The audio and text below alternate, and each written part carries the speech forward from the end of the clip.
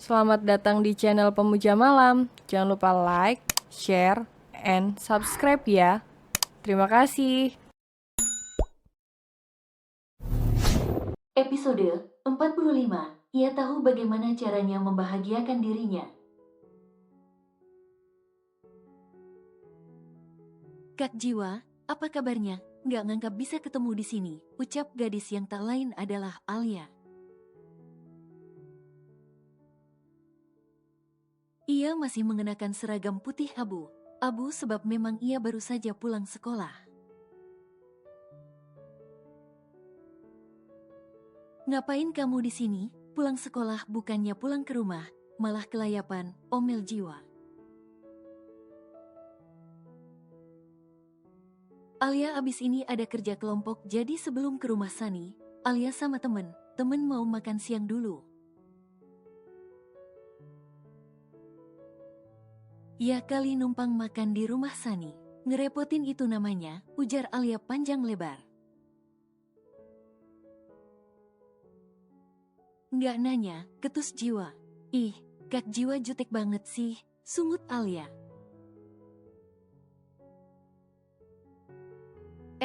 Kak Jiwa sama temennya. Ya, hai, Kak, kenalin, aku Alia. Alia pun mengulurkan tangannya pada Arta. Ia menyapa dengan ramah. Arta, kalau nggak salah, aku pernah lihat kakak di pesta pernikahan Mbak Yaya, iya? Kamu kenal Mbak Yaya? Kenal banget malah, kan soalnya orang tua Mbak Yaya itu temenan sama Bunda Ana. Arta tidak terlalu paham, namun ia tetap menganggukkan kepalanya. Alia pun mengalihkan perhatiannya pada Jiwa lagi yang kini sedang bermain ponsel sambil menenggak minumannya. Kak Jiwa, kakak tahu nggak kalau Mbak Alifa sebentar lagi akan jadi ibu aku? Ucap Alia tiba membuat Jiwa sontak tersedak. Ia sampai terbatuk, batuk dengan mata memerah. Aduh, Kak Jiwa, minumnya pelan kek. Tenang aja, aku nggak akan minta kok. Celoteh Alia sambil nepuk punggung Jiwa, tapi Jiwa justru menepis tangan Alia. Apa tadi maksud kamu, Mbak Alifa sebentar lagi jadi ibu kamu? Maksudnya bagaimana? Tanya Jiwa penasaran. Ya, jadi ibu aku. Kan ayah udah lamar Mbak Alifa dan Mbak Alifa setuju nikah sama ayah. Kemarin aja ayah bawa Mbak Alifa ke rumah untuk meminta restu. Papar Alia membuat mata Jiwa membulat. Entah mengapa, Jiwa mendadak kesal. Sementara Arta yang sedang galau pun Jiwa yang sedang dilema. Di sebuah pulau yang masih ada di kawasan Nusantara.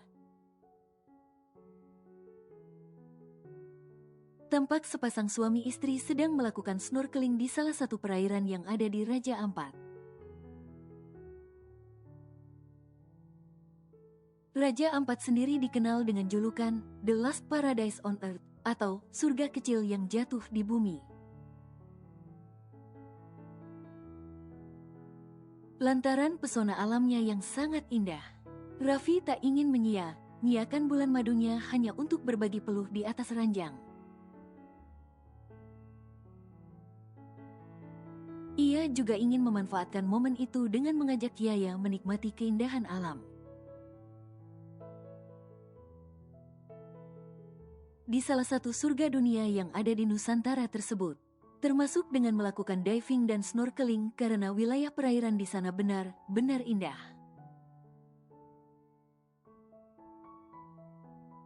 Beragam biota dari ikan hingga terumbu karang ada di sana. Menambah kesan keindahan membuat perjalanan bulan madu itu jadi semakin hidup dan menyenangkan. Tampak guide yang bertugas mendampingi mereka selama di sana mengawasi, sambil mengabadikan momen kebersamaan mereka di sana dengan kamera. Tawa canda Raffi dan Yaya menular pada sang guide, membuatnya ikut tersenyum bahagia. Perfect, pujinya saat melihat Raffi dan Yaya keluar dari dalam air. Kemudian berjalan sambil bergandengan tangan. Keduanya tampak saling menatap penuh cinta. Sang guide pun segera mengabadikan momen tersebut. Raffi dan Yaya sudah kembali ke penginapan. Sore menjelang, bahkan langit pun sudah diselimuti kilau semua yang kekuningan. Yaya yang sedang berdiri di balkon penginapan seketika menyandarkan kepalanya. Saat merasakan seseorang mendekapnya dari belakang. "Bagaimana bulan madunya? Kau suka?" tanya Raffi. Bagaimanapun bulan madu ini bukan untuk dirinya seorang, tapi untuk wanita yang sudah resmi menjadi istrinya lebih dari 1 bulan ini. Jelas ia ingin membuat bulan madu ini sangat berkesan bagi mereka berdua. Bahkan ia rela membayar lebih pada sang guide. Agar bukan hanya menjadi pembimbing mereka selama melakukan perjalanan wisata, tapi juga mau menjadi fotografer pribadinya, mengabadikan setiap momen kebersamaan dengan sang kekasih hati tercinta. Yaya menggenggam erat telapak tangan Raffi yang ada di atas permukaan perutnya. Senyumnya merekah indah, desiran angin meniup kala keduanya menatap ke satu arah, langit senja. Sangat suka, sangat suka. Aku benar bahagia. Terima kasih, ya, Sungguh, bulan madu ini bukan sekedar indah, tapi amat sangat membahagiakan. Ucap Yaya jujur, bahkan matanya sudah berkaca-kaca karena terharu. Kilatan masa lalu seketika membayang. Bulan madu seperti inilah yang dulu ia impikan. Namun, semua sirna hanya dalam sekejap mata. Bukannya kebahagiaan yang ia raih, justru perihnya luka hati yang tak terperi. Namun kini, akhirnya bulan madu impiannya berhasil ia raih. Meskipun sedikit berliku dan tidak dengan orang yang sama. Tapi akhirnya ia bisa menjemput bahagianya juga. Tak ada luka, tak ada duka, yang ada hanya senyum dan tangis bahagia. Sebab ia akhirnya menemukan seseorang yang tepat yang mampu mewujudkan setiap mimpinya. Meratukannya dan menyirami hatinya dengan banyak cinta. Raffi jelas memang secara usia lebih muda, tapi secara sikap ia begitu dewasa. Ia tahu bagaimana caranya membahagiakan dirinya, hingga akhirnya membuat hatinya berlabuh dengan sempurna di dermaga cinta seorang Raffi. Mendengar penuturan Yaya, jelas saja Raffi merasa lega dan begitu bahagia. 1 minggu telah berlalu, akhirnya masa bulan madu Yaya dan Raffi berakhir. Bahkan kini keduanya sudah berada di Bandara Internasional Soekarno-Hatta. Mereka sedang berjalan melintasi lobi untuk keluar mencari taksi. Namun, belum sempat mereka menemukan taksi, seseorang tiba menyapa Raffi. "Raffi, sapa seorang wanita paruh baya." "Suster Lia," sahut Raffi yang mengenal wanita tersebut. "Lama tidak mendengar kabarmu, kau semakin tampan saja." Puji wanita yang dipanggil Raffi sebagai Suster Lia tersebut. "Suster bisa saja, suster sendiri?" Iya, saya mau ke Palembang. Kebetulan putri saya baru melahirkan, jadi saya akan ke sana melihatnya. Raffi mengangguk. Kemudian Suster Lia menoleh ke arah Yaya. Oh, iya, Sus, perkenal. Rayana, putri Dokter Danang, benar kan? Yaya pun tersenyum. Ia kebetulan masih mengingat siapa wanita di hadapannya itu. Hai, Sus, lama kita tidak bertemu. Sapa Yaya? Kalian saling mengenal? Oh, iya, hampir lupa. Suster, kan juga pernah bekerja di Husada. Raffi terkekeh. Suster Lia dan Yaya ikut terkekeh. Tapi kenapa kalian bisa bareng? Tanya Suster Lia setelah bersalaman dengan Yaya. Raffi menoleh pada Yaya. Kami baru pulang dari bulan madu, Sus, ucap Raffi. Tiba Suster Lia terperangah. Apa, kalian sudah menikah? Raffi tersenyum lebar sambil menatap Yaya. Iya, Sus, kira hampir sebulan yang lalu kami menikah. Masya Allah, saya benar nggak ngangka ternyata kalian berjodoh. Selamat, ya, Raffi, Rayana, saya benar nggak ngangka. Ternyata pertemuan kalian waktu kecil itu merupakan pertanda kalau kalian berjodoh. Ucap Suster Lia membuat dahi Raffi dan Yaya berkerut. Sister Lia pun tersenyum lebar. Ia tahu, sepertinya Raffi sudah lupa momen itu. Apalagi saat itu Raffi baru berusia sekitar 5-6 tahun. Raffi, kamu ingat kan kalau kamu dulu pernah dirawat di rumah sakit? Dan saya yang bertugas menjadi perawat kamu? Ya, Papa pernah cerita karena itu saya jadi kenal suster, kan? Suster Lia mengangguk. Nah, kamu tahu, dulu saat kamu sedang dirawat di rumah sakit, kamu tuh hampir putus asa, lalu Yaya yang saat itu ikut Dokter Danang bekerja menghampiri kamu. Dan memberikan kamu semangat. Kamu sampai bertanya sama saya, dia siapa, Sus? Tukas Suster Lia bercerita. Raffi terperangah lalu ia kembali memusatkan perhatiannya pada Yaya. Begitu pula dengan Yaya sudah menatap Raffi dengan mata yang membulat. Jadi, Yaya dan Raffi tidak pernah menduga sebelumnya kalau mereka pernah dipertemukan saat masih kecil. Raffi sampai berpikir, pantas saja ia merasa begitu familiar dengan Yaya. Ternyata karena Yaya merupakan motivatornya saat masih kecil. Raffi memiliki ingatan yang cukup kuat. Meskipun pada saat itu ia masih kecil, ia mengingat kenangan itu. Hanya saja, ia tidak mengingat jelas kalau gadis kecil itu anak Dokter Danang. Sebab saat itu ia tidak begitu mendengar saat Suster Lia menyebutkan nama Dokter Danang. Sementara Yaya yang memang lebih besar dari Raffi, jelas mengingat jelas momen itu.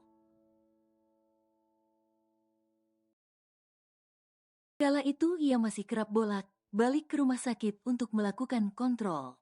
Belum lagi, ayahnya bekerja di rumah sakit itu. Jelas saja, rumah sakit seakan menjadi rumah keduanya. Ia kerap pergi ke sana untuk sekedar mengantarkan makan siang maupun kudapan sore bersama sang ibu. Diam. Yaya memang kerap melihat Raffi yang saat itu masih menjalani pengobatan intensif.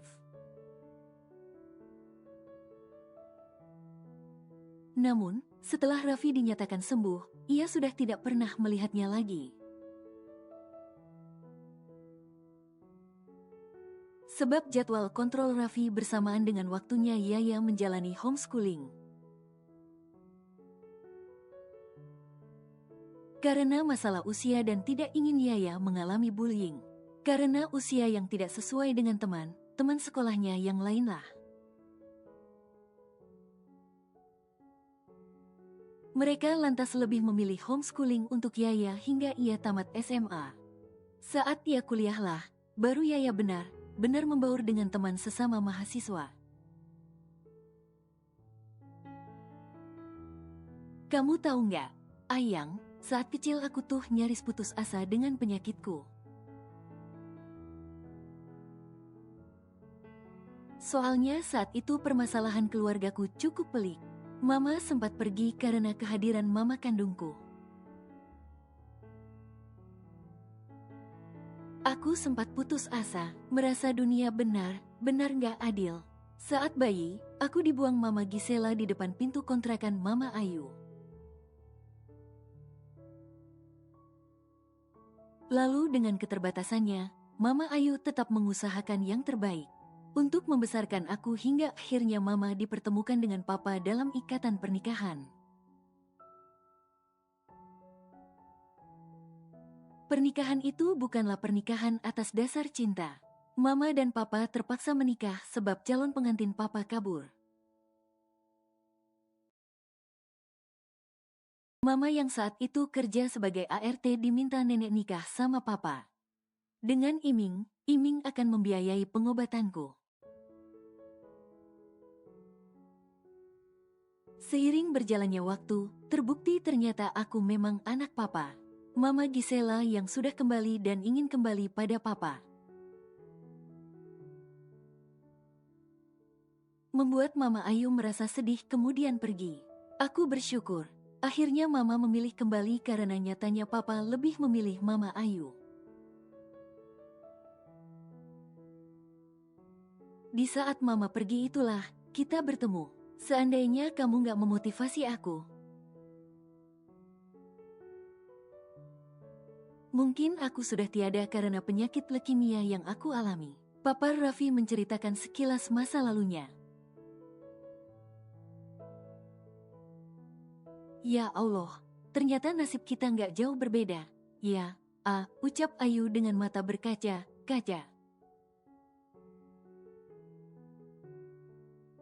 Maksudnya, tanya Raffi. Aku kan pernah cerita kalau Papa Danang itu bukanlah papa kandung aku.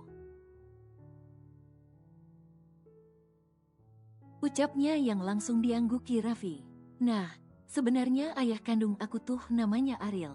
Dia mantan kekasih Mama. Saat tahu Mama hamil, Papa Ariel malah mutusin Mama. Dia nggak mau bertanggung jawab.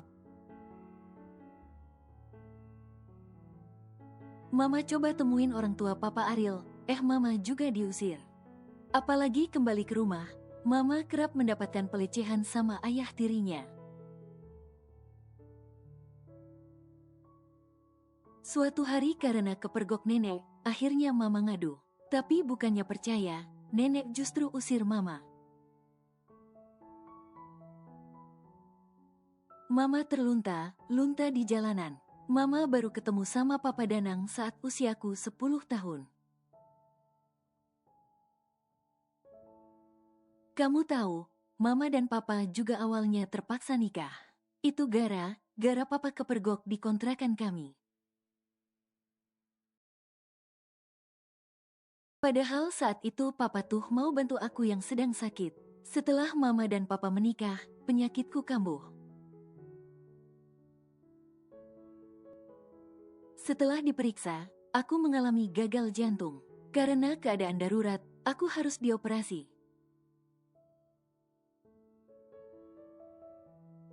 Dokter bedahnya malah nggak ada di tempat semua.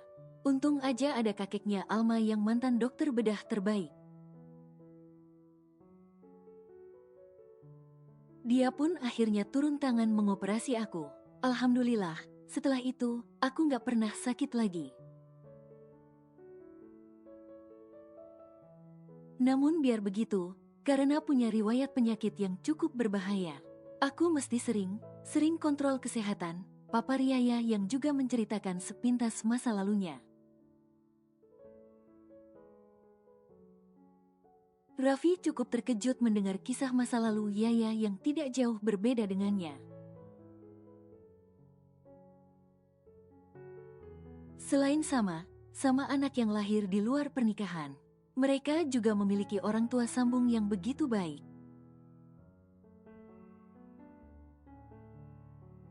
Jangan lupakan fakta mereka sama pernah naik ke meja operasi. Raffi terkekeh setelahnya. Nikah paksa jadi cinta, benar? Yaya mengangguk mantap. Tapi kita benar menikah karena cinta. Raffi balas mengangguk.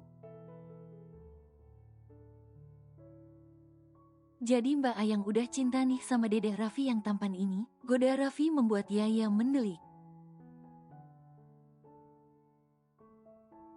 Enggak cinta, jawab Yaya ketus membuat Raffi membulatkan mata. Enggak cinta, tapi sangat cinta. Koma.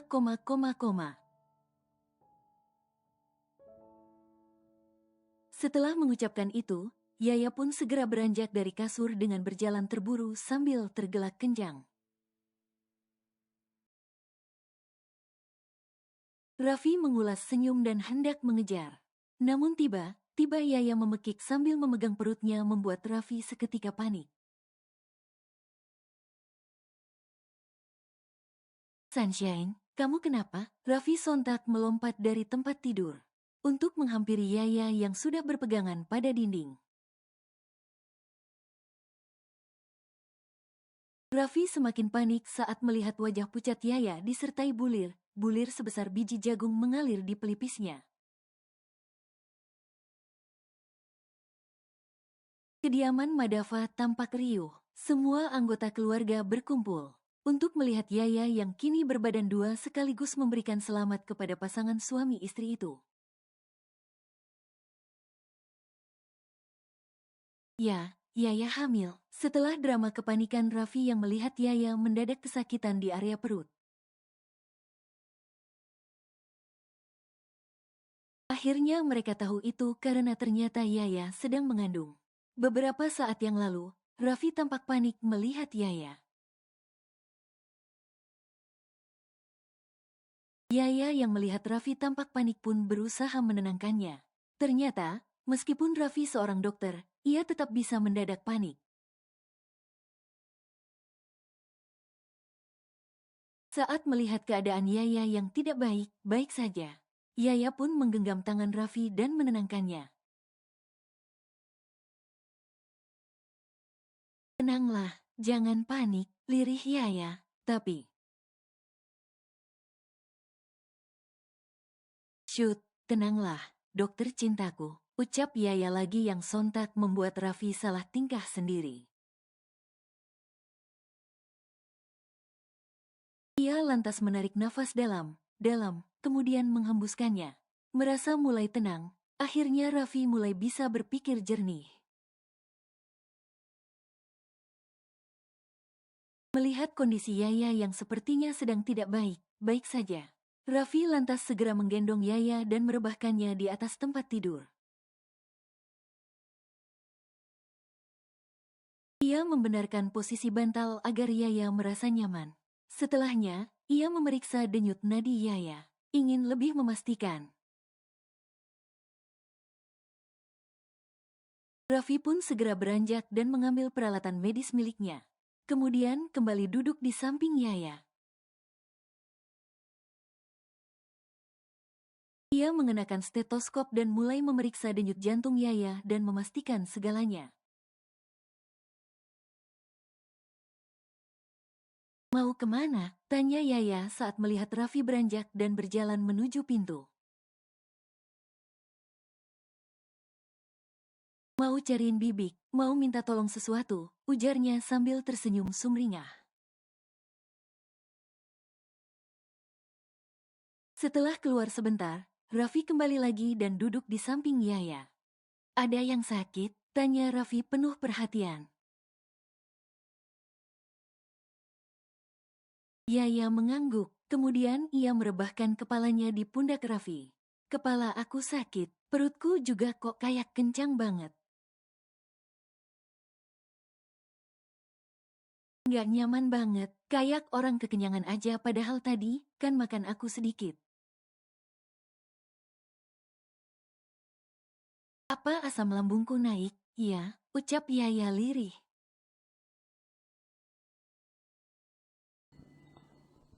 Bersambung.